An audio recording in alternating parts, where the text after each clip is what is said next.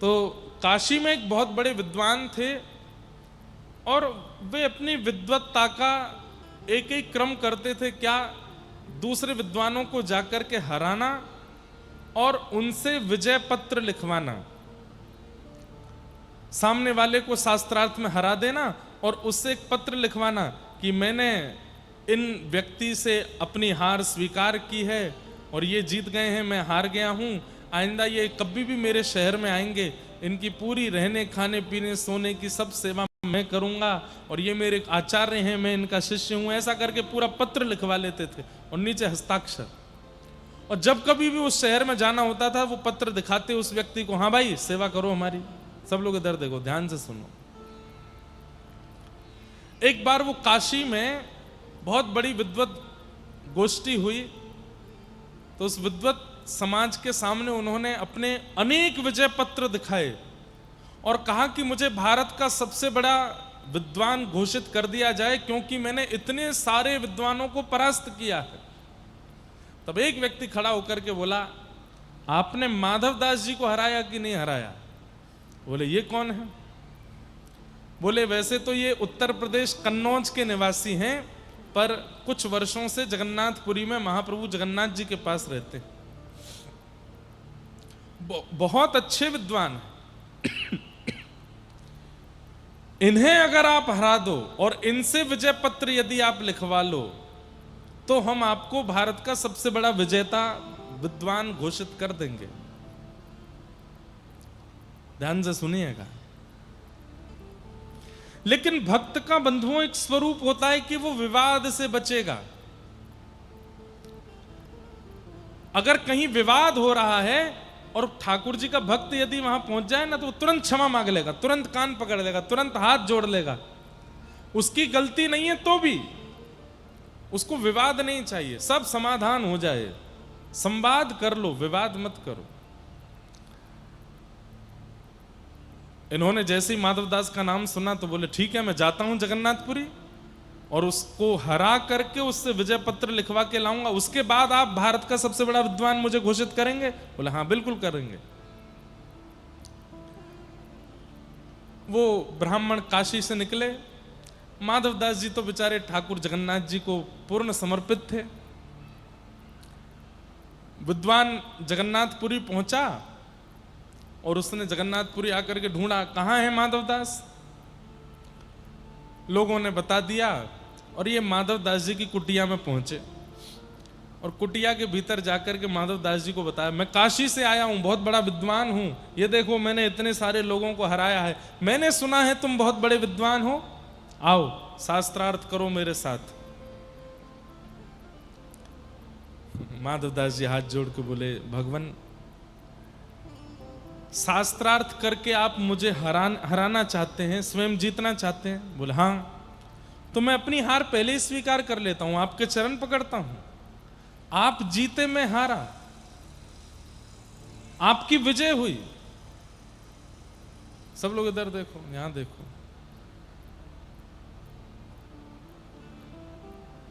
आपकी विजय हुई, मैं हार गया। माधवदास जी ने तुरंत कहा, मुझे बताइए क्या करना है? ये शास्त्रार्थ आदि रहने दीजिए, प्रेम से विराजिए, महाप्रसाद पाइए, ठाकुर जी का दर्शन कीजिए। मुझे हराने से अगर आपको कुछ मिले तो मैं अपनी हार स्वीकार करता हूं। ब्राह्मण बोले नहीं नहीं, शास्त्रार्थ करो। भगवान अब शास्त्रार्थ में समय व्यर्थ होगा, इतनी देर हम जगन्नाथ जी का दर्शन कर लेंगे ना, मैं हार स्वीकार करता हूं अपनी। बोले अच्छा, तो ये विजय पत्र लिखो। बोले हाँ मैं लिख देता हूं। क्या लिखना है?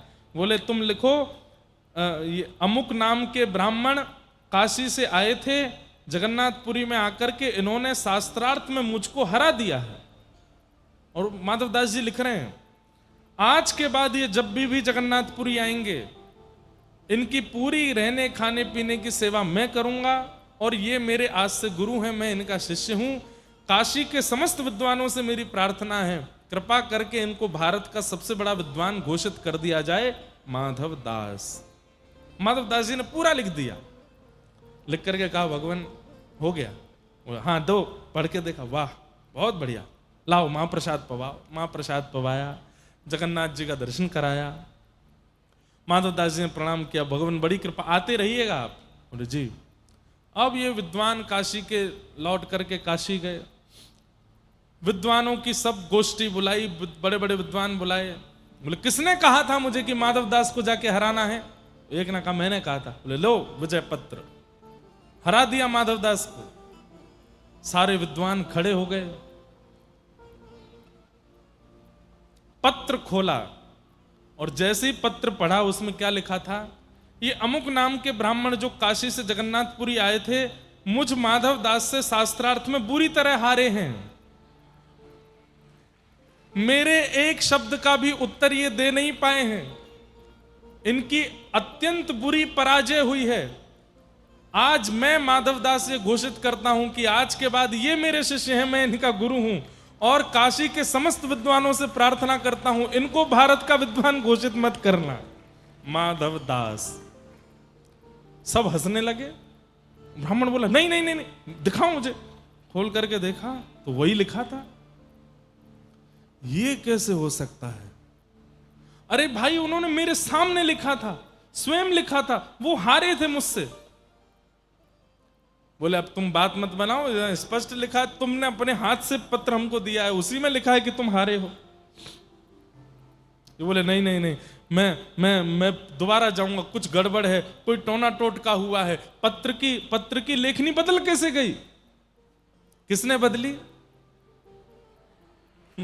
ये बदलते हैं। अपने समर्पितों का कुछ भी कर सकते हैं ये, इसलिए पंगा नहीं लेना। किसी वैष्णव भक्त से पंगा मत लेना, क्योंकि ये जगन्नाथ हैं। नाथ का मतलब क्या होता है? रक्षक। अगर ये किसी को स्वीकार कर लेते हैं तो फिर उसका इंद्र भी बाल बांका नहीं कर सकता।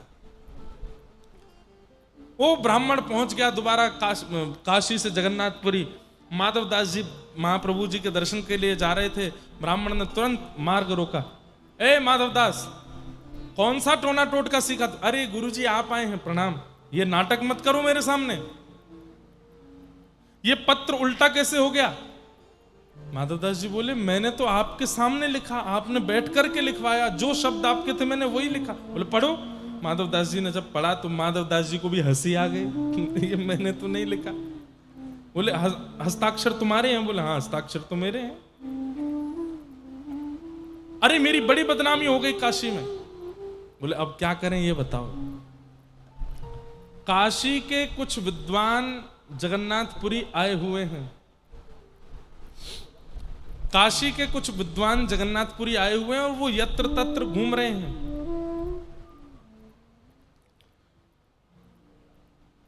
और अब की बार मैं अपनी विजेता ऐसे घोषित करूंगा कि हम दोनों के बीच में शास्त्रार्थ होगा और जो हारेगा उसको मुंह पर कालीत पोत करके गधे पर बैठ करके घूम घूम के ढिंडोरा पीट करके बताना पड़ेगा कि मैं उनसे हारा हूं, ताकि उन काशी के विद्वानों को पता चले कि तुम मुझसे हार गए। तब मेरी फिर जो मेरी इज्जत खराब हुई है वो बचेगी। माधव दास जी बोले शास्त्रार्थ की आवश्यकता नहीं है, आप गधा ले आओ और कालीत भी ले आओ। मैं पोत करके गधा पे बैठ के पूरे नगर में ढिंडोरा पीट दूंगा कि आप जीत गए, मैं हार गया।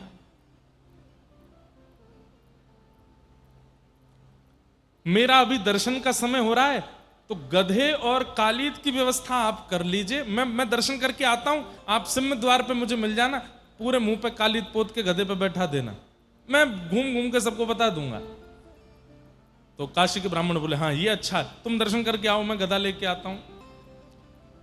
यहां माधव दास जी अंदर दर्शन करने गए, ब्राह्मण गधा लेने गया, कुछ कालीत लेकर के आया। माधव दास जी तो महाप्रभु जगन्नाथ जी का दर्शन कर रहे थे।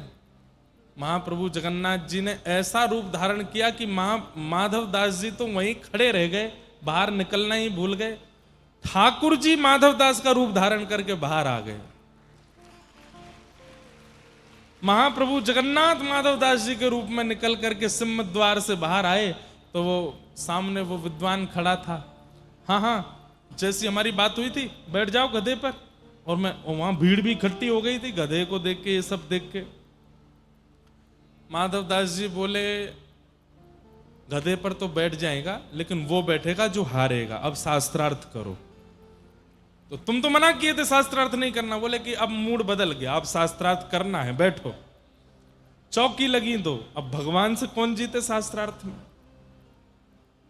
जैसे ही एक पंक्ति प्रारंभ की भगवान उस विद्वान ने उसका ऐसा खंडन किया, भगवान ने ऐसा खंडन किया, जितनी बातें वो करता गया सबका खंडन करते करते तालियां पिटने लगी महाराज, सब जय जयकार करने लगे, हमारे माधव दास की जय हो, पुरी के माधव दास की जय हो, जगन्नाथ के दास की जय हो।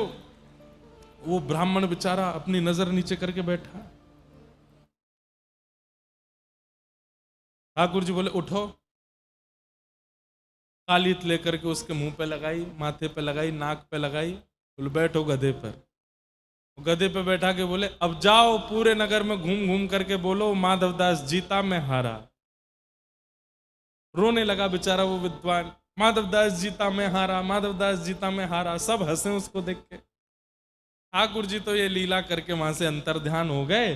भीतर खड़े माधवदास जी को थोड़ी देर बाद होश आया। बोले कि अरे दर्शन हो गए। बेचारे वो नीचे खड़े होंगे, गधा काली नीचे उतर करके आए तो क्या देखा, वो विद्वान खुद ही गधा पे बैठ के घूम रहा है, सबसे कह रहा है माधवदास जीते मैं हारा, माधवदास जीते मैं हारा। माधवदास जी दौड़ करके गए, जाकर के उस विद्वान का हाथ, अरे आप क्या कर रहे हैं, नीचे उतरिए, ये क्या कर रहे हैं आप, अरे ये शोभा नहीं देता। प्रणाम करने लगे, बार बार दंडवत करने लगे। आप ऐसा क्यों करने लगे, मैं थोड़ा विलंब हो गया, मानता हूं, प्रतीक्षा कर लेते। विद्वान उल्टा गिरे, बोले भैया तेरे हाथ जोड़ो, 2 बार कह दिया था तूने कि नहीं करूंगा शास्त्रार्थ, पर जब शास्त्रार्थ किया इतना अद्भुत, अरे तुम बोलते हो कि तुम्हारे मुख से साक्षात वेद प्रकट होते हैं। नहीं, मेरी हार ही अच्छी है, मैं हारा हुआ ही ठीक हूं, आज से तुम मेरे गुरु, मैं तुम्हारा शिष्य। माधवदास जी बोले क्या बात कर रहे हैं आप? बोले तुमने मुझे हरा दिया, मेरी आज आंखें खोल दी कि तुमसे बड़ा विद्वान कोई नहीं। बोले मैंने कब हराया? अरे वहां बैठ करके क्या अद्भुत तुम बोले जा रहे थे। माधवदास जी सुन करके सब समझ गए। पत्र की लेखनी बदल जाना और मेरे दर्शन के समय बाहर आकर के शास्त्रार्थ करने, ये सब कालिया ठाकुर ने किया है, ये सब महाप्रभु जगन्नाथ जी की कृपा है। हाँ, भीतर जाकर के जगन्नाथ जी के सामने रोए माधवदास जी, नाथ उस विद्वान की केवल एक ही तो उम्मीद थी कि उसको यश चाहिए, और वो यश देने के लिए मैं पूर्ण रूपेण तैयार था, क्यों नहीं देने दिया? बोले यश चाहिए तो दुनिया में बहुत जगह है, जाकर के यश ले ले, मेरे भक्त का अपमान करके यश लेने के लिए कोई आएगा, मैं कदापि सहन नहीं करूंगा। ऐसे हमारे महाप्रभु जगन्नाथ, तो इनके प्रति समर्पित हो जाओ, आपको पता नहीं चलेगा ये कैसे कैसे आपके सब जगह से रक्षा कर लिया करेंगे। इनके प्रति अधीन हो जाओ। थाम उंगरिया जौन डगरिया, थाम उंगरिया। हम कह रहे हैं ठाकुर जी से, ले चालो तुम जानो, हाँ ले चालो तुम जानो, हरि में नैनहीन तुम नैना, हरि में नैनहीन। श्री जगन्नाथ महाप्रभु की। ऐसे हमारे प्यारे ठाकुर जी हैं, बड़ी कृपा करते हैं।